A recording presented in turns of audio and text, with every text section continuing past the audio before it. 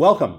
I'm Rob Wolcott, a professor of innovation at Northwestern University, and I'm here today in Copenhagen, Denmark, in what used to be a cement silo. It's been renovated in a really extraordinary part of town, bringing together industry and green energy. The horizon is covered with windmills, all the things we associate with Denmark, and a beautiful part of town. And I'm pleased to be joined by Lone Frank, who is one of Denmark and I dare say Europe's top science journalists. Lone, thanks so much for being with us. Well, thanks for having me. So tell me a little bit about what's on your mind these days. What's most interesting to you? What's bothering you today? What's pretty much always been on my mind is understanding human nature. I mean, my background is in biology and neurobiology. I've always been really interested in who we are, understanding why we are the way we are. And of course that centers on, our brain.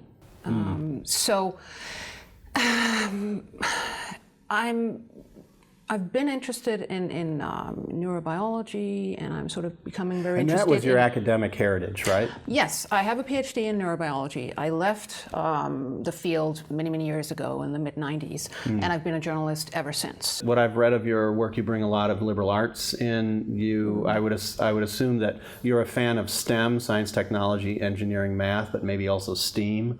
Throw art in, and then liberal arts, humanities. You use a lot of that in your work. Yeah. What role does philosophy play in your perspective? Well, philosophy is basically thinking, right? And there's good philosophy that sound thinking that has some kind of empirical background. There's a lot of philosophy that has absolutely no empirical background, and it not. You can't say that because, a famous philosopher, old dead white man from Europe, thought something and said something, it must be true. I mean, I hate people who just throw, philosophy quotes out there and then it's like kind of end of discussion. Let it sit there. Well, I mean, what does the empirical stuff say? Yeah. But of course, I mean, thinking is basically just tremendously important, and having a framework of thought to go from and to discuss from is absolutely, centrally important, I think, for science. Do you have a philosophical system that you prefer? I can't say so, but I admire people like Daniel Dennett, for example. Yeah. There are things you can go back to good old Immanuel Kant and say that there's a kernel here that's good. Right. Kierkegaard, I mean, and the existentialism, right. And yeah, I mean, there are interesting thoughts out there.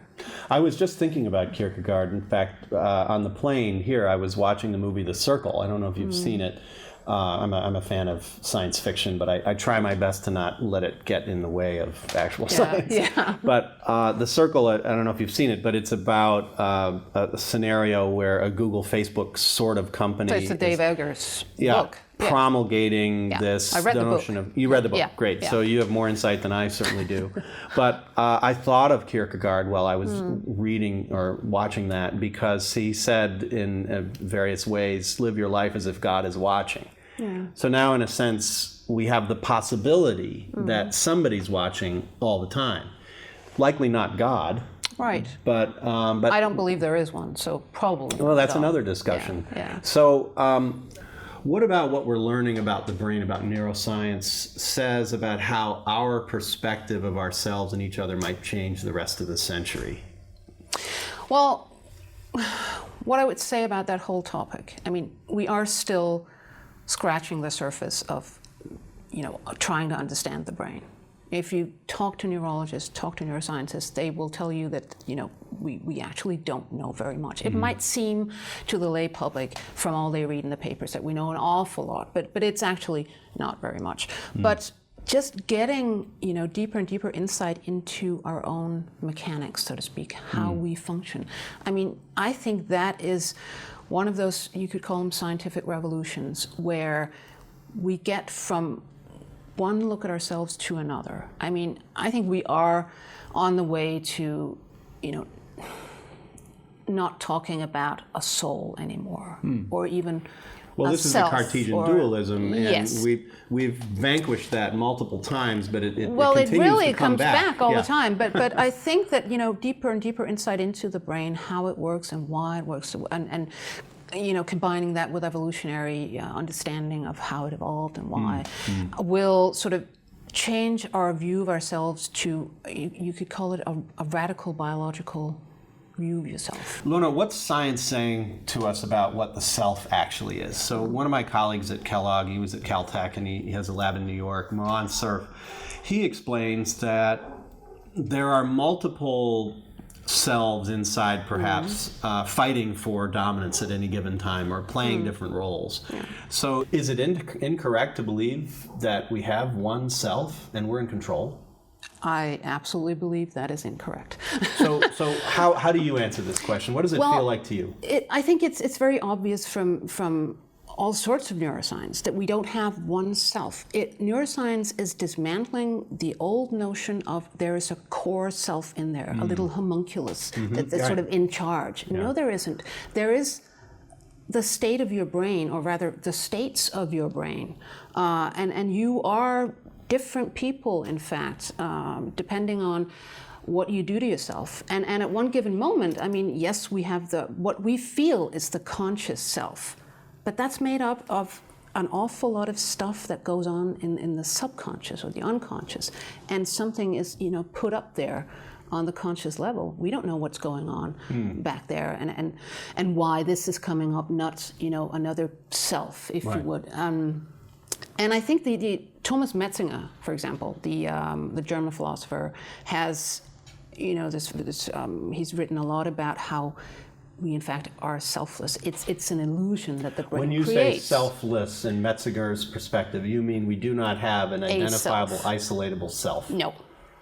So if neuroscience is dismantling the notion, the traditional notion of a self, do we have an indication what's going to take its place? Is it still too early?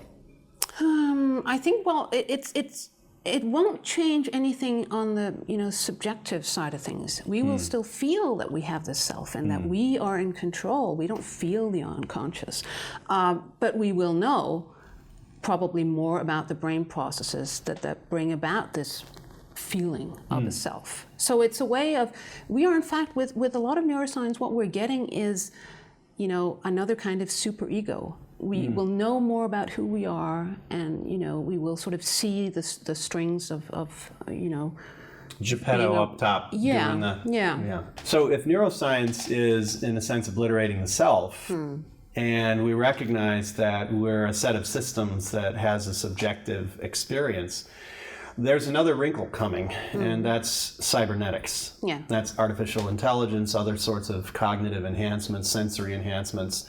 What are you seeing on the horizon there? What's important to you? Well, I think if you look at, and I'm in my latest book that will come out later, I have a look at deep brain stimulation, which is this wonderful technology that we talk about in connection with typically dystonia or Parkinsonism. That you put in little electrodes in circuits of the brain where something is wrong, and you correct the wrong, whatever it is, and you have a normally functioning human being. And of course, this technology is now it's spreading into psychiatry, because if whatever is wrong in there, whatever you think needs to be corrected, you can correct much better with electrodes than with, say, pharmaceuticals that work all over the brain. This is very precise, right? And the specificity is much greater. Very difficult with pharmaceuticals. Yeah, and what you see is that this works very well, apparently, with depression, anorexia, OCD, Tourette syndrome, all sorts of stuff. And you can, in fact, imagining correcting anything, and not just correcting, you could enhance things. Of course you can, because what you see is really that when you try to treat people for eating disorders, for example, you hit places in the brain where suddenly their memories become much more efficient and much more vivid. So, there's all sorts of potential here. And this is But still it's a long just path because the brain Yeah. is such a complex organism. It is. You're never sure the unintended consequences of the manipulations that you might Sure, affect. and we're in the infancy of this, but still, I mean, I think it's pretty clear from just the very crude technology that we have now, and the ones that we have on the horizon, where you have, many more electrodes, Right. and that can not just stimulate the brain, but read the brain in real time and stimulate it before you even, have the thoughts or the behavior that you were otherwise going to have. So it sounds like we're becoming far better at figuring out how to make these things happen. Yeah. But then the question becomes, what should we Sure. make happen and why? Sure. How do we address that? That sounds like a job for a science journalist. It does. It does. That's why I'm writing books about this stuff. And it is really, really interesting because there is this hype around the technology right now. And, you cure diseases, or you certainly, you help people with diseases. On the horizon, you could say, well, why not just continue? Why should neurosurgeons not go in the direction that plastic surgeons did, from treating disease to just elective. making people look better, and for neurosurgeons, making people think better, feel better, whatever it is. And a lot of neurosurgeons, it's actually been a poll among neurosurgeons in the US, and I think it was half of them said there's no ethical problem with that. So, and there will certainly be a demand. Yes. I mean, I would take an enhanced memory if I could have one, definitely. Well, I think Marx once said that late capitalist society is defined by vanity, and perhaps he was right. I think human culture is defined by vanity, in fact. Right. So figuring out how to do things, and then figuring out it's a parallel process, and we're running at both of them. What I would say is that now that we are on this revolutionary path to, looking at ourselves as biological systems, organisms, what comes with that, I think, is the realization that, if we are this biological system that can be manipulated or can be shaped the way that we wish, why should we not do it? It will become the normal way of thinking that, this is, you have this organism here, let's optimize it. Yeah. And just look at the development from, say, 15 years ago, when you discussed cognitive enhancement. Philosophers would write articles about how that would be unethical. Right. Now they're writing about how should we make this the optimal thing to do for society. Right. It's no longer unethical because we think of ourselves as biology. And some of these things are moving faster than many even experts thought. Like years ago, I remember when cochlear implants became just on the horizon, and they happened a lot faster than most people expected. But also, our perspectives change dramatically, so much so it's often comical to look back in history. But we shouldn't be too judgmental. When the telephone first came out, there were people complaining that this is the end of social culture because people will sit at home on the phone. Why would they ever leave the house? Well, actually, Socrates was, against writing things down. Right. So, And that didn't. Fortunately, he had a student who wasn't against it, or we wouldn't be Good talking thing for about us. him today. Yeah. So, Lona, speaking of enhancement, Elon Musk and another entrepreneur, Brian Johnson, have just invested a lot of money in the past year and a half in developing the class of technologies we refer to as invisible interfaces. So Neuralink and Kernel are seeking to connect computational systems, so the brain-computer interface, directly with the brain. No typing, no speaking. Any reflections on what this might mean if this becomes possible? And I think the science suggests that it could at some point. What does it mean? Well, it's that's a big one. I mean, first I would say that if you talk to people who are actually doing, computer-brain interfaces, they look at what Elon Musk is trying to do and sort of shake their heads and say they can't really imagine how this would in fact work, because they've been working a couple of decades on these interfaces. And it's really, really hard. It's very little you can do with them still. But imagining that you could have, I mean, it's basically a wild upgrade of your brain. as a whole, right? It's like when people say now that, oh, we have a whole, external brain in Google. This is actually having an external brain. And the thing is, I wonder. My wife would say I need a wild upgrade to my brain. Well, maybe. but I'm thinking about it. Where would the control come from? Would it be your brain, or would it be the other end of the interface? Yeah, or another brain. Yeah, that is I think the bigger question to look at. The network challenge becomes, and then the whole self question becomes even murkier and complicated. Yeah. So you could have a distributed self. Talk about that for a moment. And it's okay if we recognize we're wandering into science fiction at this point, but not altogether unbased in science. Right. I mean, a lot of people talk about, group intelligence. I mean, this could, in a way, be it, a sort of, swarm intelligence in a way, physically manifested with humans and machines. Because I imagine that if you have a wireless interface, an invisible interface, control might well come from the machine. Why not?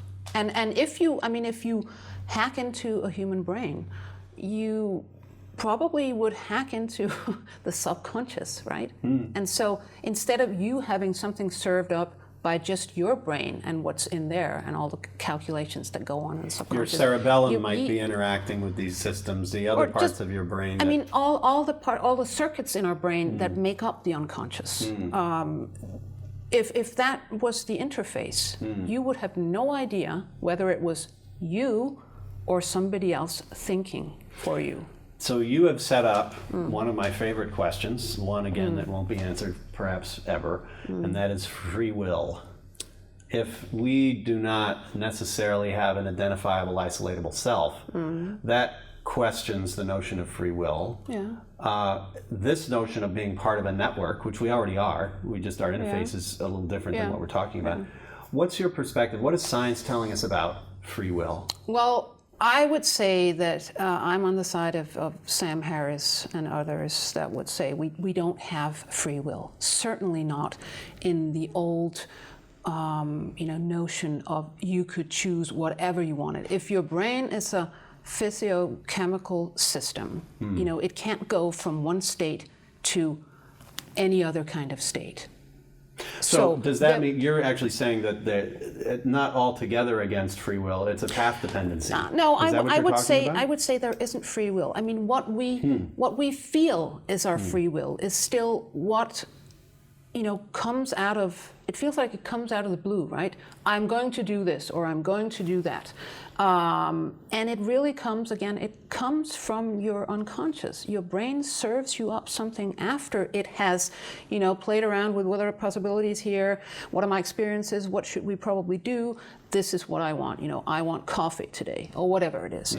And you just, the conscious you just feels that, oh, this is the conscious me that wants coffee. Right. So I can't see how we could have free will. So is that the same as saying that we live in a deterministic universe? No, I don't think that the two are the same. Because how do you draw the distinction? Well, if we imagine that there is some kind of uncertainty going on in certainly in the quantum world, so maybe also in at some levels in brain processes somewhere. So deterministic is not the same, that everything would unfold in a certain way. It's not the same, not necessarily the same as we don't have free will. It's just because, talk about you, for example, as a person. I mean, you could have different trajectories through your life, depending on what you run into, what happens to you, what you then decide. Right. It's all your unconscious that decides for you. But as it is shaped along the way, you will have different directions to go in. Right. And you will have, depending on what comes into your brain, stimuli from the outside, you will have different possibilities for your unconscious to make decisions. different possibilities if you move in that direction or right. if you had moved in that direction. Right. So it seems that maybe the notion of free will is not necessarily binary, we have it or we don't. Maybe there is a gray area and it's a definitional issue.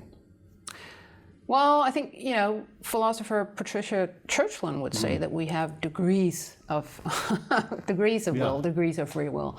I'm not sure. And Daniel Dennett's Freedom Evolved, I think he talks about yeah, these but issues. I would still go with no free will. Interesting. Yeah.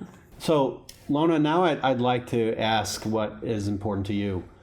What's something that you've learned in this journey of science and life that you didn't expect?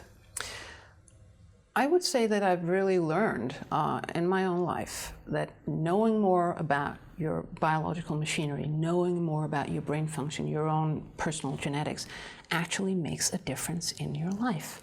In what ways? So knowing my genetics, knowing how my mechanisms work better and better over time, how does it make a difference in your life? Because it makes you able to shape your life in more conscious ways, because you know about stuff that's going on. Let me give you actually the practical example. Great. I was diagnosed with depression first time when I was 30 or something. And what I felt was just, of course I'm depressed. The world is awful around me. I'm not, getting this and that. I'm not advancing in my job. Everything is, it's all on the outside. I have this epiphany when I am treated with, just basic antidepressive medication that, wow, my brain's state is now different.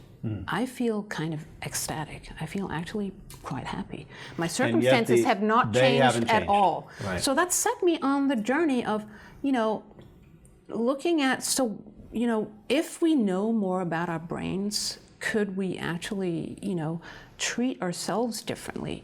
And then going into writing a book called Mindfield about that also deals with happiness research and where the happiness thermostat is actually installed in the brain, what cognitive technologies like meditation and mindfulness actually do to your brain and how it works.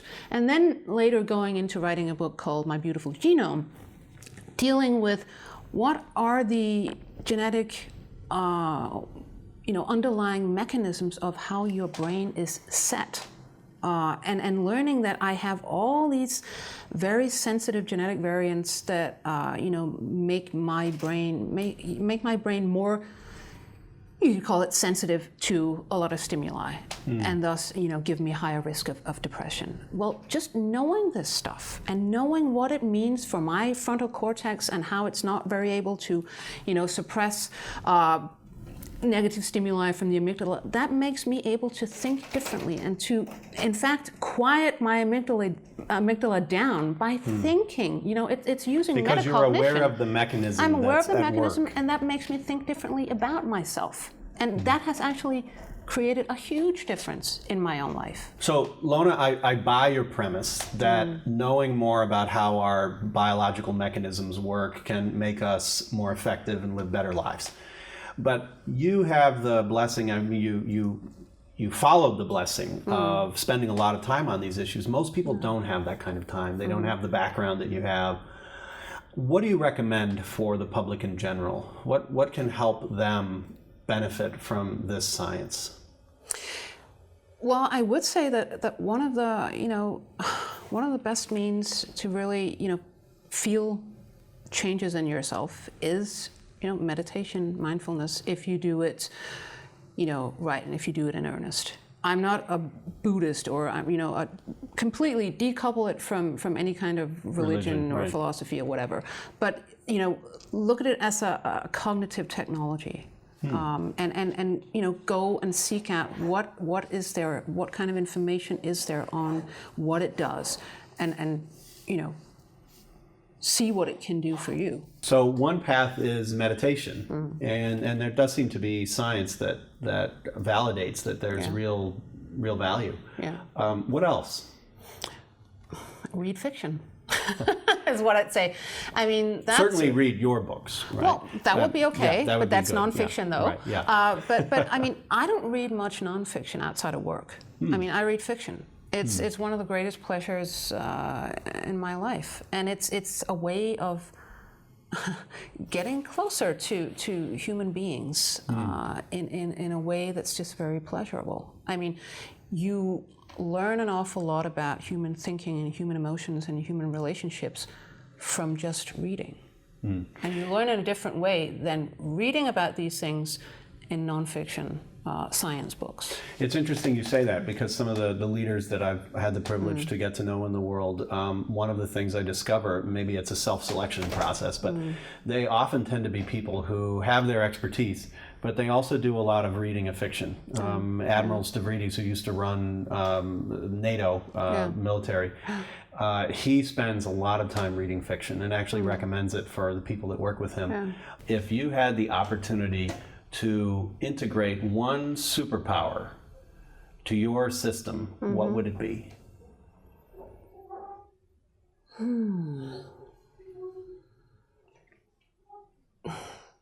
If it were just, for my own benefit, it would be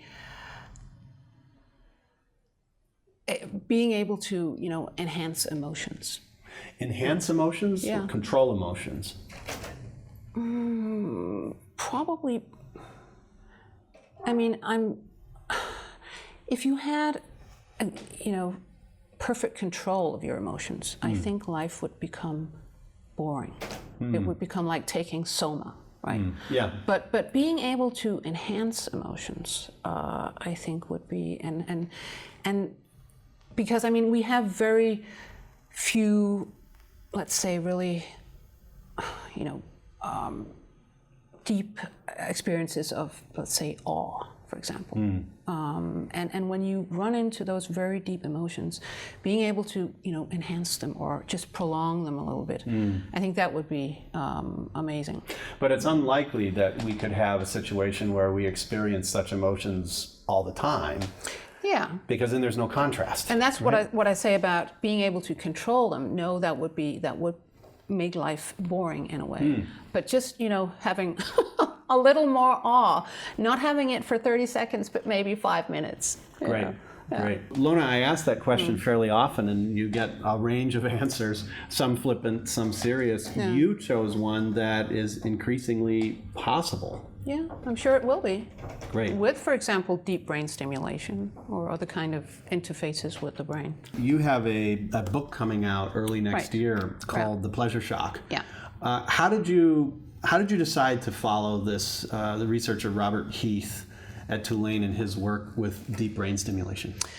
It was pure chance. I was writing a story several years ago for my newspaper about deep brain stimulation, which was sort of touted as this great new thing in Parkinson's disease. And I read this little note about somebody, and it's always touted as a new technology. Wow, there's this promising new technology, deep brain stimulation. I run into this little note on the web saying something about a Robert G. Heath, who back in 1950 was stimulating people with, intrabrain electrodes. And I thought, wow. I couldn't find very much about him, but I thought that is really, a long time ago. Assuming in the scientific literature there would have been articles that he published, etc. Yeah, when you start to go back, and some of them are really difficult to find because this was before the internet, and but still on the web, just other articles about him are very, very few, and he looked like a scandalous researcher. He had tried to cure a homosexual in 1970. And I thought, perhaps that impinges on people's perspective on his work. It certainly does. And that is basically his legacy when you go out and look what's there. It's that he was this monster. And I thought, well, let's dig into that. I saw myself as finally I can be this, journalist who goes out, digs out a story, a story of controversy, and really, bring this to life. And what I find is the more I go into this man's story, I find some of his colleagues from back then. So I have this whole catalog of 90-year-old men that I travel around to see and speak to. And I read his original papers and so on. I find a completely different story. He was actually really, really, advanced. He was way before his time. Which is probably part of the reason that he doesn't show up much. I'm sure it is. And what he did was he bumped into the 70s when psychosurgery was, basically killed because of lobotomies and that whole controversy, and One Flew Over the Cuckoo's Nest and so on and so forth. So he was, he sort of met a perfect storm of circumstances that made it impossible for him to really break through. But now, the funny thing is that now what he did, he tried to cure schizophrenia, depression, hyperaggression.